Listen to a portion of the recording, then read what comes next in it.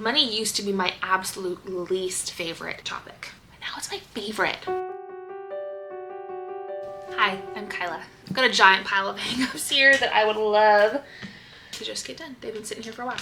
Okay, today I'm gonna talk to you about how I save money for our household. Also known as how I bring in money as a stay-at-home mom. I'm Kyla, I'm 32 years old. I've got 4 little kids, ages 5, 3, 2, and 6 months. Franny, the 6-month-old, is right here with me because she will not be separated. If you hear squawking or screaming, that's her. Hi. Yeah. Money used to be my absolute least favorite topic. But now it's my favorite. I think I'm watching way too much Dave Ramsey on YouTube or something because I just feel alive when talking about it, and it makes me so excited. I think too, husband and I just celebrated our 11th anniversary, and we have been very checked in and have worked hard for our money and for our budget and for our marriage and finances all this time. So I feel like once year 10 hit, it was like, we're finally understanding this. We're finally getting this. My husband is super wise with money. He loves saving. He loves investing. So almost everything that I've learned from him and his patience towards me. And this isn't a budgeting video either, which I really would love to make one. Let me know if you guys want one. Oh my word. I keep rabbit trailing. Sorry. Ways that I save money. Number 1 is haircuts. I never cut someone's hair until we got married. And he's like, time to cut my hair. I'm like, okay, see you later. And he's like, no, you got this. I'm like, I don't got this. Anyway, his hair is very forgiving. So I've been doing that every month or two for the last 11 years. And my 2-year-old son has very different hair than my husband. So now I'm learning again. The girls have always been just a little trim here or there. I learned everything from YouTube and from friends and my mom. Next is not getting coffee out all the time. Okay, listen to me. I grew up in Seattle. I know good coffee. Most of my life, I lived within a minute of at least 5 coffee stands. You don't eat out coffee every day, you save a lot of money. So I've been learning all that I can just to do coffee at home. Nothing fancy, but I've gotten to the point too where now if I get coffee out, it actually makes me feel a little bit sick. So it's been working out great. And by planning ahead just a little bit, I can have a coffee while I'm at the park or I'm at the library or I'm driving around. And just planning ahead a few minutes makes it so much better. Probably the biggest way that I think we're saving money as a household is planning ahead and being wise with our car money. What I mean by that is not letting life surprise us too much by us needing a car and then having to get a loan out for it. Okay, I just Googled it, and according to Google, 38% of people don't buy a car with a loan. Okay, that means 62% of people have a car payment right now. You probably have a car payment right now. And 3, 5, 6, 7, whatever $100 that you have each month is going to drain you. Versus if you work hard and save up first, yes, buy a cheaper car, buy a clunker. Ours is so not cute. But the peace of mind is incredible knowing that it can't be repoed, and come what may with life, we're not gonna miss a payment because it's already paid off.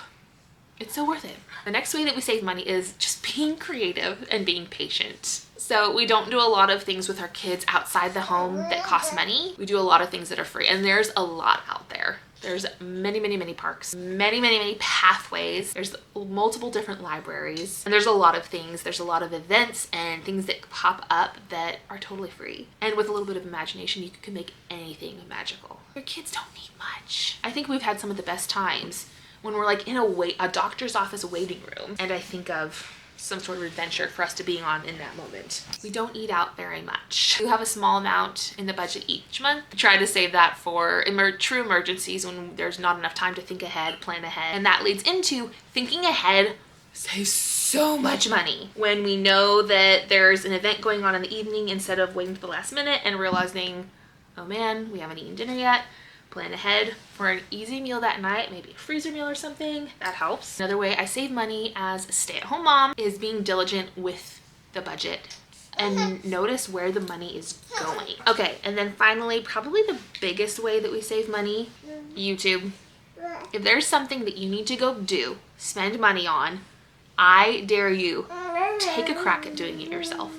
Go to YouTube, find a course, Find a video on how to do what you're trying to accomplish and see if you can't do it yourself. Whether it's fixing your garage door opener, paying taxes, dying for that specific taco that only that one restaurant makes.